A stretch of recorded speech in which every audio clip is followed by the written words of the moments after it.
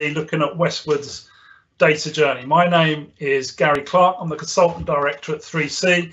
We're the largest technology and data services consultancy in the sector. I'm really pleased today to be joined by three key individuals that are involved with the Westward data programme. We have Barbara Shaw, who's the Chief Exec. We have Mick, Capern, who's the AD of Transformation. And finally, we'll be hearing from Mark Hobart, who's the Managing Director of Infoboss, the data automation tool. I'm hoping that this webinar won't go on for much longer than 40 minutes. I've got no Amazon deliveries planned today that will extend that out, but I can't guarantee that my son won't burst in at any minute either. But we'll try and stick to the 40 minutes where we can. Please feel free also during this webinar to ask us some questions, and we'll put by a couple of minutes at the end where we'll answer those. If we don't get round to answering your questions, we'll certainly provide some answers straight after. So before I speak to Barbara, I'd like to just kind of run a few slides through around what I see as the operating context at the moment in housing. Kind of in relation to data quality, data management, there are kind of many challenges and indeed risks that exist at the moment. Hopefully you'll notice many of these. But in terms of getting the data conversation going strategically in organisation, I'm guessing there are many competing priorities. There always have been in housing, and the current ones clearly are around building safety, building new homes, helping residents getting back into employment, as well as many other things that are taking up strategic bandwidth at the moment. And I guess getting data onto the list of priorities to talk about is actually quite a difficult thing at the moment. Some of the challenges that we all face over the years in housing primarily has been a result of the kind of architecture that's been built up over time, systems purchased maybe by different people at different times for single reasons, all really good reasons at the time they were purchased, but ultimately as time goes on it creates an architecture that isn't really good at kind of communicating with each other and kind of helping with analysis. Data leadership at kind of a senior level. I suspect in some of the larger organisations, there's the budget to bring experts at the kind of exec level and above, but often in the small to medium-sized organisations, sometimes people with extensive data experience are kind of not present. What I am seeing, however, is more people with the word data in their job titles joining the housing sector. That can only be a good thing, but that is a challenge in terms of getting the conversation going in organisations. Clearly, massive focus on operating models post-lockdown. We've seen that the organisations had to shift. You're part of the sector, so you'll know this already. And already what we're seeing is organisations giving some really serious thought about what the operating models look like post this second lockdown, and how to repurpose their office, but more importantly, how people are managed, how they're looked after, and how data flows across the business. And that's a challenge. There's always an increased requirement. You've got to know your properties better. You've got to know your staff better. You've got to know your customers better. And the only way to do that is making sure you've got clean, high quality data that's kind of fed into an easy way to kind of get a snapshot around how your properties are looking and segmenting your customers. But of course, the regulator now is very much focused on data and the risk that creates. The regulator is often on the sharp end of issues that have already happened, and in many cases data can sometimes sit at the heart of that. So I mean, that's just a half dozen bullet points. There's probably a lot more you can add to that, and I expect that you've come across some of these challenges in your own organisation. So what is it that the regulator is looking at in social housing? What have they got to say about data quality and data integrity? Well, here's just one statement that's come through in the publication that's come out, which I think is the sector risk profile. That they're very much focused on data integrity actually being the kind of blood that runs through the veins of organisations, and should that not be quite right, there's potentially a knock-on into the way they say it, a poor control environment which is an indication of kind of weak governance. And at that point, that's when you tend to get a tap on the door by the regulator. So they've seen data as being a very important fundamental part of the social housing business. And again, they extrapolate this. They point at poor technology and systems, that they point at poor data processing. And of course, it is expensive to kind of fix data that's kind of built up in the way that it has over time. And they're right to point out that this can damage the reputation too. So the regulator's got a really, really clean and clear sense of why data is so important to the sector. In terms of the risks, I think even if you just scrape across the websites of a couple of key magazines that are out there in the sector at the moment, Social Housing and Inside Housing, it doesn't take you long. I mean, this is just over the last kind of 12 months or so, and you'll start very quickly to find examples of where it hasn't quite gone right for organisations. I mean, for a time, the data that was being used to set rent levels in some organisations was found wanting, and upper middle there, the regulator's written to 18% of providers over rent issues as we come in out of the rent reduction period. But also, I think 14 organisations had incorrectly been charging rent, the regulator found, with one unfortunate organisation having been overcharging their tenants for a couple of years, and they ended up refunding about £320,000, and as a result of that, managed to get a downgrade there as well. Record numbers of serious detriment cases. Now, serious detriment cases, bottom left there, in 2019-20, often as a result of landlord health and safety compliance not being as it should be, often fueled by wonky data that exists in spreadsheets, contractor systems and disparate systems. And on top of that, there's been a 20% increase in self-referrals to the regulator as well. Sensational headline there around a cyber fraud. That's around data security, when a million quid walked out the doors of an organisation. And again, I think a downgrade happened as a result of that. And that can happen to anyone. And of course, what I haven't put on there is some GDPR issues. We've seen a few housing associations, unfortunately, being caught short on GDPR, and more recently, perhaps the Chartered Institute of Housing hit the headlines with some challenges that they've got there too. So that's just an example. I think they're the risks that really not focusing on your data can present for housing associations. But anyway, let's not look at all the dark stuff. That is the world, that is the reality that we exist in. What I'd now like to do is perhaps be a little bit more positive and look at the benefits that focusing on your data and data quality can give you. And what I'd like to do next is speak to Barbara Shaw, who's the Chief Exec of Westward Housing. Hi, Barbara. Hello, Gary. Thank you for inviting me. How are you? I'm fine. It's quite a sunny day down here in Exeter, so that it's a bonus, isn't it? Means I can get out and have a walk later on to ensure my well-being. Lucky you. Barbara, it's okay. I'd just like to ask you a few questions. How important do you feel data quality is for the housing sector?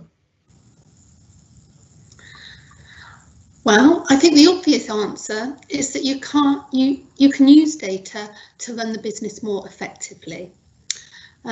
Data allows you to spot areas for improvement, support management decisions and good governance.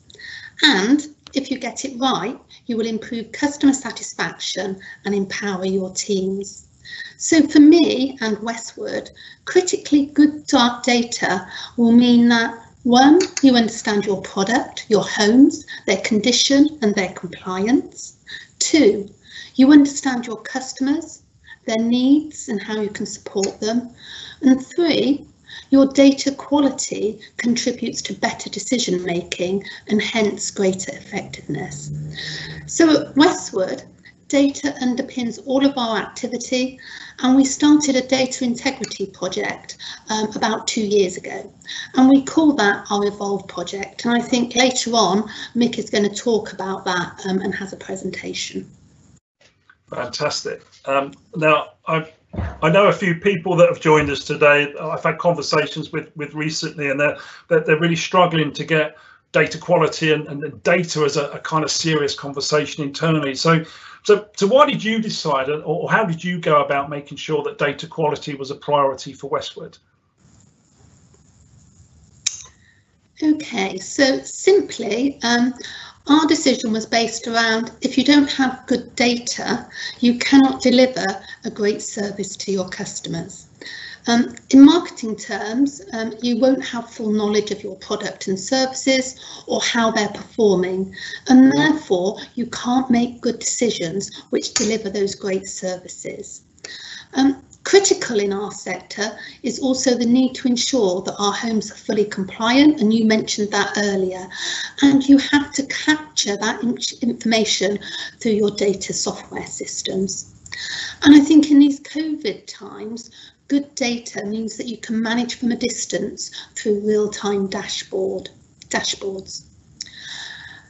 For me then, moving to this style of operating model was important, although I would say you can never underestimate the journey that is required in order for you to reap the rewards. It is definitely not a quick fix, and it's not about getting all your customers online. You need to get your staff on side and embed that approach into your culture so that everyone knows that data is everybody's responsibility. It's not the IT teams. So fundamental to achieving that success is getting everyone in the organisation to understand the importance of good quality data. Ensuring that the data you hold is comprehensive, accurate, accessible and secure. Know why you're collecting the data, what's its purpose, and do keep it simple, don't just collect data. And I think it's really important to stress it must be accessible throughout your organisation, free from departmental or individual silos. And I call that data hugging. You know, it's a bit like someone hugging a tree. It's mine, keep away from it. That does not help your organisation one bit. And then lastly, your software applications need to communicate with each other. And that's probably easier said than done. But first and foremost, everyone must acknowledge that data is owned by everybody within the organisation. So I hope that helps, Gary.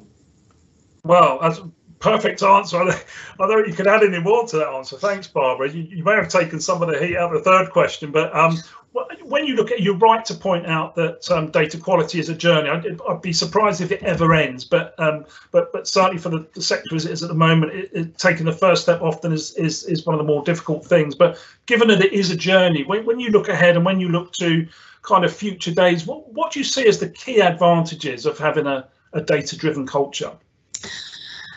Lots of advantages, but I think where you need to start from or reconcile your organisation to is it's not about shiny new technology. It is not about telling everyone you've got a fab new portal and hoping that just by default you will deliver digital transformation. It is about maximising the technology you have, choosing the technology you need, and delivering services the way your customer wants. And if you're able to get that right, the benefits are improved customer satisfaction, colleagues feel empowered. It does make everyone's life easier as you can work smarter, and ultimately it means that your organisation can continue to be a high-performing organisation where people love to work. That's great, Barbara. That's a great set of answers. Thanks very much for that, and probably quite timely because, as we all know, the white paper's come out this week, and I think a lot of the themes that you've picked up on, Barbara, and a lot of the action you've already taken will certainly prepare you to respond to that. So, Barbara, thanks very much for joining us today. We'd like to move on next to someone who's a little bit closer to the project itself. Mick Capern, who's the Assistant Director of Transformation at Westward, has been leading the data project, and Mick's going to talk us through the project journey so far. Hi, Mick. Hi, Gary. You good? I'm very good, mate. How are you? Yeah, I'm well. I'm well. Good. So tell us a little bit about your data journey so far, Mick. Okay, well, just for everybody, I've got some slides to kind of go through. So hopefully not for too long, but hopefully this will give an overview anyway of what we did and things you might need to consider. So if everyone can see the slides, I will will continue on.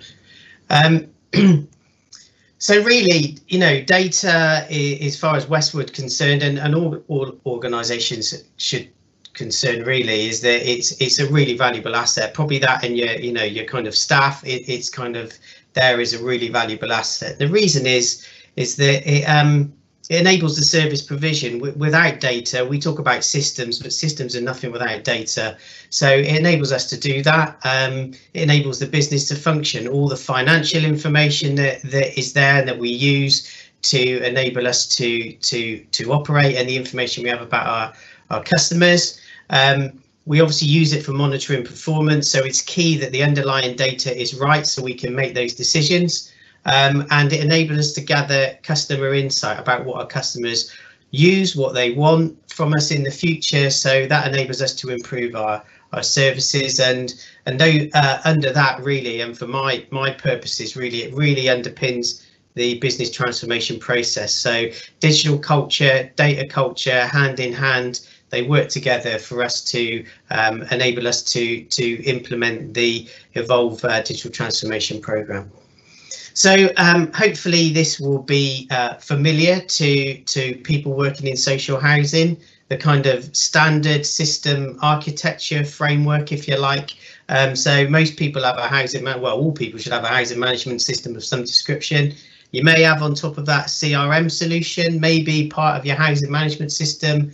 You'll have a financial system, a document management system, so maybe using SharePoint, or you may have something from one of the other providers like Swordfish or something else to enable you to do that. And then behind that, a contract management system if you've got an internal DLO, maybe a scheduler, definitely an asset management system that again may be part of your housing management system, may not be, maybe standalone. And there straight away you can see that actually the data that's held within your housing management system is replicated in some shape or form into your asset management system around property attributes and components. So there's definitely a link there.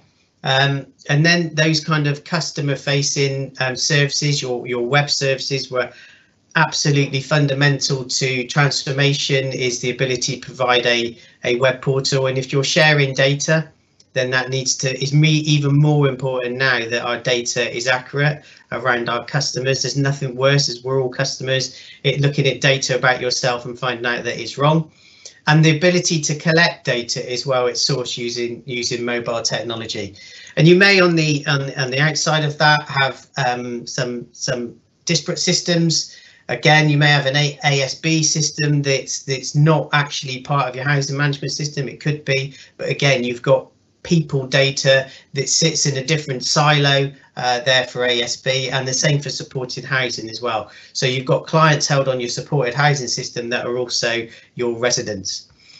And over time, we tried to connect these systems up. We tried to integrate some more successfully in others. But what you find within that is that you get that kind of, as Barbara alluded to, this kind of data siloing, data hugging element of people saying, well, my data's okay on the asset management system. I don't really care whether it's right on the housing management system, because that's where I generate my 5-year plan maintenance program, my 30-year plan. And as long as it's okay in there, I don't really, it's not an issue. But actually, we work on the element of one data entity can be held in multiple places, but you should never have two entities that are different about the same person or the same property. So we've tried to link up the fact that our web services strategically link to our housing management system, and therefore if we're presenting data and actually now gathering data from our customers directly, that we need to ensure that that data is accurate. So when we put forward the proposal for the project, there's a legacy that hangs behind that. So the incremental system development. So this has happened in many housing associations, and for housing associations I've worked with in the past. There's a legacy there of data systems that are in the background, and you replace some of them. Some are still there. Some people have taken the bold step of replacing everything with an EDRP system, wiping everything out. Some more successful than others, I believe, because because that's a traumatic experience in itself. But I think for most of us, we do like an incremental replacement. These systems, housing management systems, maybe some of them 17, 18, 20 years plus. There's a lot of old data. We've not been good at cleansing that data, or actually archiving that data off, so it stayed there. And as we've introduced network drives and used the kind of Microsoft suites and everything to use data, we've got network drives with information that actually relate to our customers, where the control of it is not as it should be around the data that we hold on our core systems. And then there's possibly a lack of training on how to use the systems, and definitely a lack of data ownerships. And as Barbara said, you know, and I've worked with other organisations where people feel that the data ownership, data belongs to IT, it doesn't belong to the rest of the business. And that's silo data. So where you've got the same person on a different system, but the information about that person or that property is different.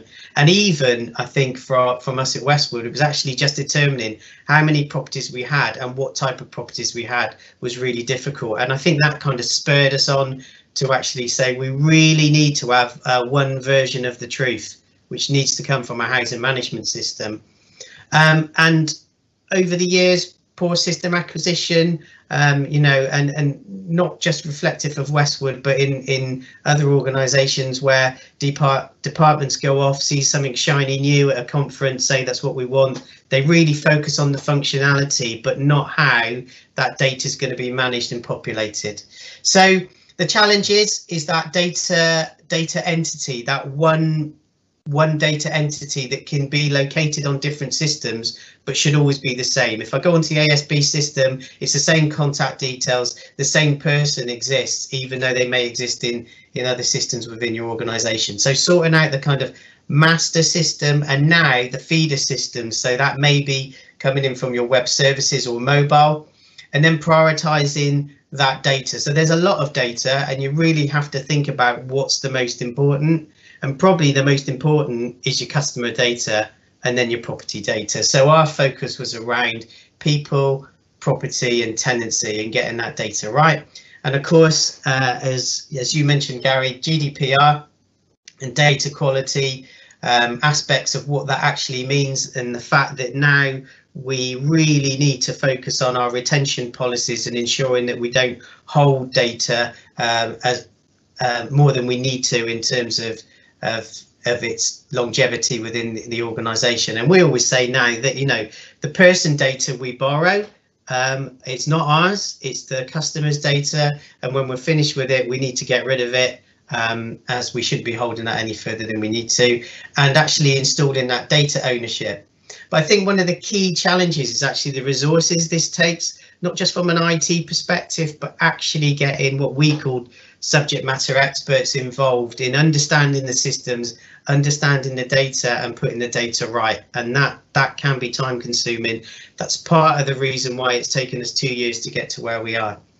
So our enterprise framework now looks like this. The different colours really represent where we've started working with suppliers on having partnership arrangements. So we're doing a lot around the 360, the Microsoft 360 element, and also working with our trusted digital partners at Capern. So you need to look at your system framework, enterprise framework, as well as data, and putting data in the right place. The more diverse, the more systems you have, the more difficult it's going to be to manage your data. So Westward's journey began in 2017, acknowledging that there was an issue, especially around trying to just have one version of the truth that everybody worked upon. And it was all about then pulling together the project initiation.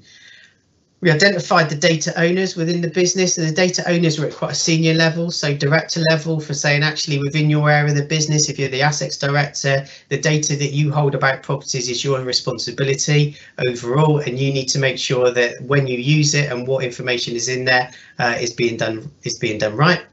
We identified the data sets, as I said, so people, property and tenancies initially. And then we went through the process of what we call turning off the data tap. So the poor data tap, I should say. So that was actually about creating rules around how data is entered, what those rules should be and the types of data that is, so that actually what we could do is ensure that as new data was entered into the system, it was entered correctly. As we said, if you don't do that, it's like shoveling snow in a blizzard. As soon as you've gone back and corrected your historical data, there's a whole load of new data that's arrived that is wrong and inaccurate. So we did that through data mapping, and we also created a data dictionary that had held the rules around how data should be entered and managed within the system. We then worked towards the compliance, so the strategy around GDPR, that was linked to the cleansing historically of the data that we had.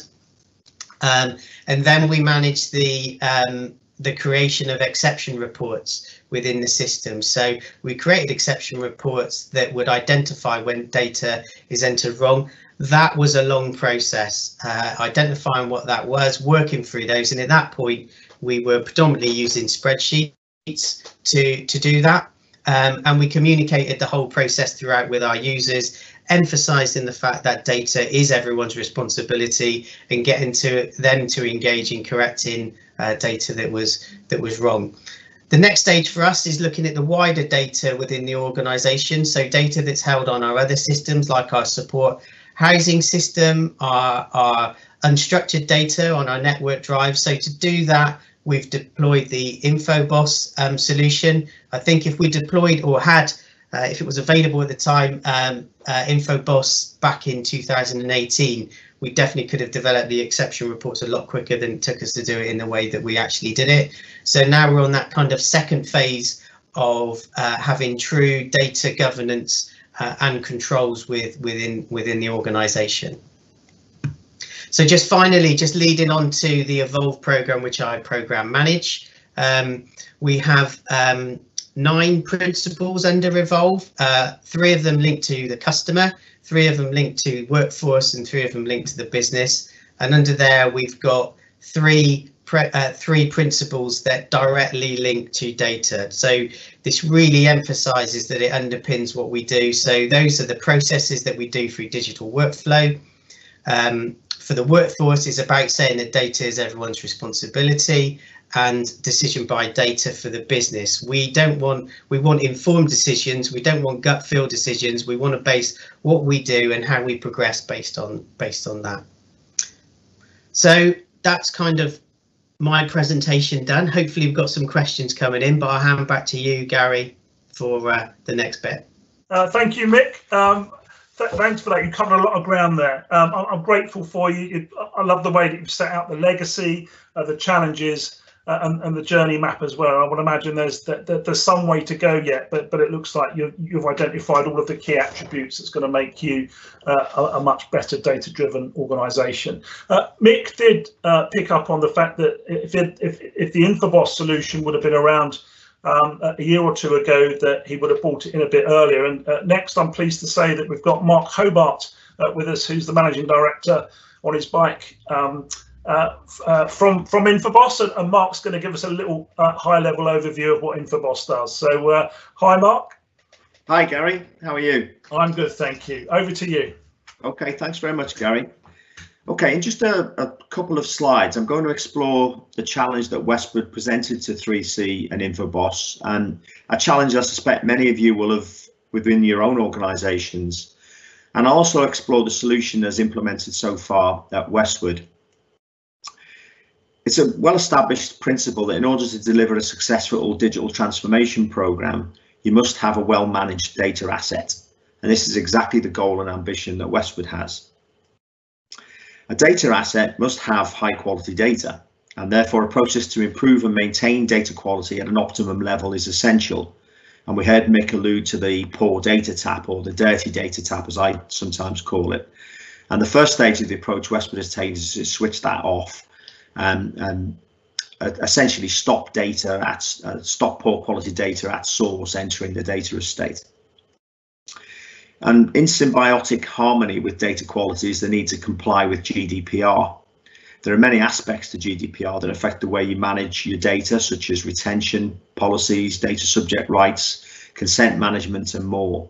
And just as it is for data quality, the goal is to put in place effective and efficient compliance processes to deliver what surely should be the goal for every organisation, namely the GDPR's mantra of data protection by design and default, effectively operationalising business as usual, the whole process of data protection.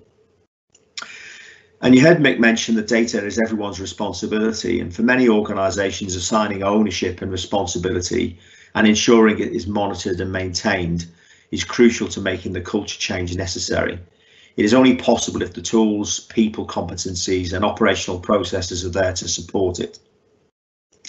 And this in turn leads to the holy grail for many, and we heard Barbara refer to this, which is deliver true data democratisation. And by that I mean empowering staff to engage with the data in ways that are meaningful for them. Imagine all staff being able to simply search and browse your organisation's data, self-serving insight to improve outcomes and adding value. Of course, where all this is heading is the delivery of data truth, or as West would call it, one housing. You cannot make accurate and informed decisions if the data is not trusted. And finally, any solution involving a data asset necessarily has to be built with longer term flexibility in mind. And one thing is certain, wherever data is concerned, the only real constant is change. So where do you start? As the nice witch of the East once said, at the beginning, Dorothy. So let's just follow the yellow brick road. Well, our journey is not quite the yellow brick road, but there is a path from data to value, which I'll illustrate in this slide, which illustrates what we're implementing at Westward to support their Evolve programme. And Westward, like many organisations, have many sources of data, as Mick has mentioned, and these fall broadly into two types. There's structured data, and that is to say data that you would typically find in databases, such as housing management systems, Capern Open Housing in Westward's case, cloud-based applications that they use for care management, which is CMS, and other applications such as antisocial behaviour, assets, finance, etc. The second type is unstructured data, and by this I mean your Microsoft Word files, your Excel spreadsheets, your PDFs, your images, your emails, and the files that might be in your document management systems, and many have moved to things like SharePoint for handling that. Of course, what Westwood want to achieve is value from this data, and in their case it is to deliver their Evolve Digital Transformation Programme, which means they need to get insights to inform decisions and over time potentially be able to deliver efficiencies through automation and AI. However, you can't do this without a managed data asset, and this is where 3C and Infoboss come in. We help with the people, processes and technology needed to manage the data asset and deliver value from it. Now let's fill in the gaps. So we start by collecting and indexing the data to a schedule of your choosing into a secure, scalable data repository where the management and processing of the data can commence. For example, we provide the means to support data quality management, i.e. switch off the poor data tap, dirty data tap, and help resolve historical data issues. We've got compliance management such as that for GDPR, managing retention, servicing data subject access requests more efficiently, which I know is a big problem for many, and minimising data protection risk. We also empower your data analysts and scientists with the tools to curate and engineer data into a form suitable for further analysis and self-service analytics. And this is increasingly becoming important as you look to leverage and attain value from your data. And finally, we're completely agnostic about the visualization tools you would like to use for dashboarding, standard reports and performance reporting. And we have implemented the Microsoft OData API, so any compatible visualization tool can be used to analyze the data that's been provisioned within Infoboss, saving an enormous amount of time, I have to say, in the process. In Westwood's case, that is Power BI is the tool of choice. So in summary, Westward, 3C and Infoboss are partnering to deliver a sustainable long-term approach to data governance that will support the data quality, compliance, data ownership objectives required by the Evolve programme, putting in place the means of delivering a valued and trusted data asset for long-term sustainable success. So thank you for the opportunity to talk, and I'll now pass you back to Gary for further thoughts and discussion. Great. That's fantastic, Mark. Thanks very much for that. And you even managed to get a Wizard of Oz reference in as well. So well done for that. I hope you won some money for charity there. What I'd like to do now, if I can just bear with me a sec. So we've heard from Barbara, we've heard from Mick, and we've heard from Mark now. I'd just like to offer some reflections. We've heard from Barbara about why it's so important that organisations take their data seriously, and I think for anyone embarking on a corporate-wide program, be it a transformation program or a data program, often what you'll hear people saying is that it's got to be driven from the top. And I think in Westward's case, clearly there's some data leadership there. You've got Barbara as sponsor, and you've got senior people in the organisation, such as Mick, walking the talk and leading these programs. That's especially important if you want this to be an organisational wide approach and it being taken seriously. I've learnt some new words today. So data hugger is something I've never heard before. I particularly enjoyed that. I like the data silos reference. The term I really loved was borrowing customers' data, because it's not ours to keep. That will stay with me a little while. Turning off the dirty data tap is quite an interesting visual.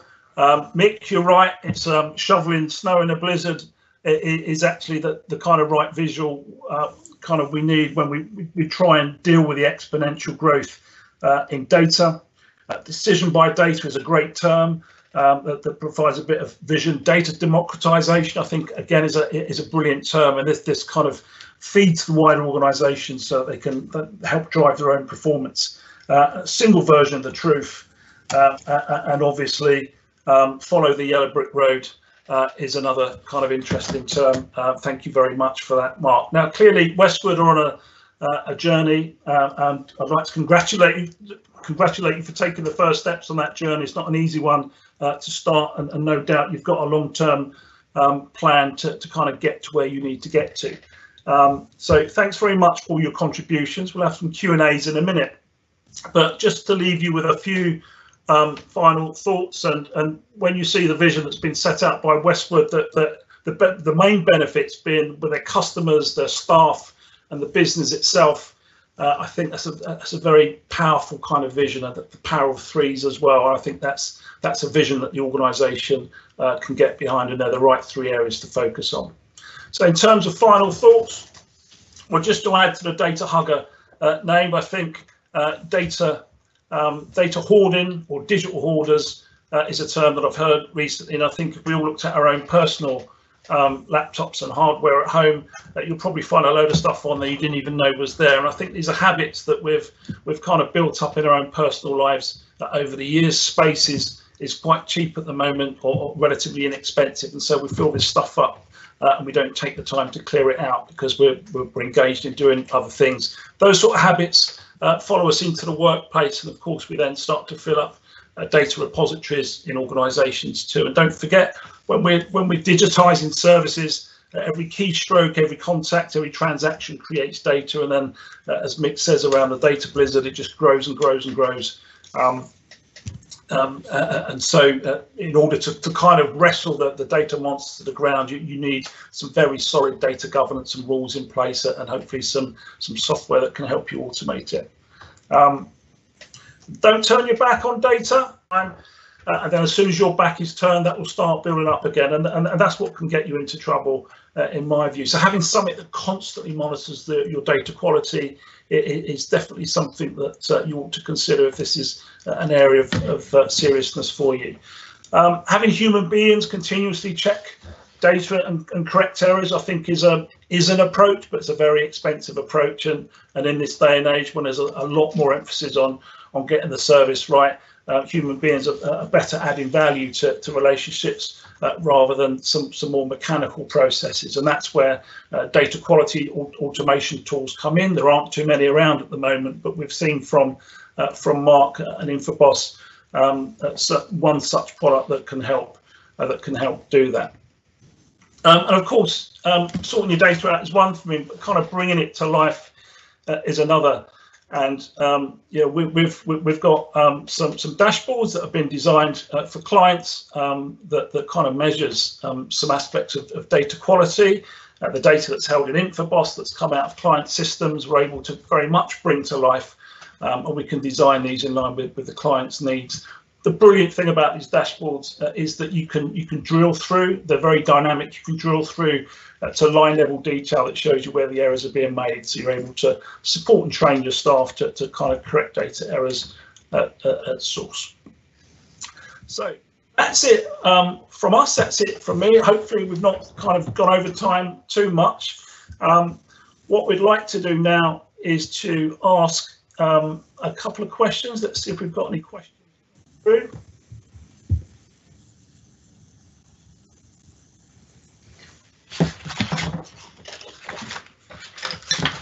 Okay, first question. This one's for Mick. With reference to turning the dirty data tap off, what are the plans for dealing? So that's one thing. So that's correcting new data that's coming in. But what are your plans for dealing with the poor historical data? Okay, so that was kind of a big theme of the last 2 years, really.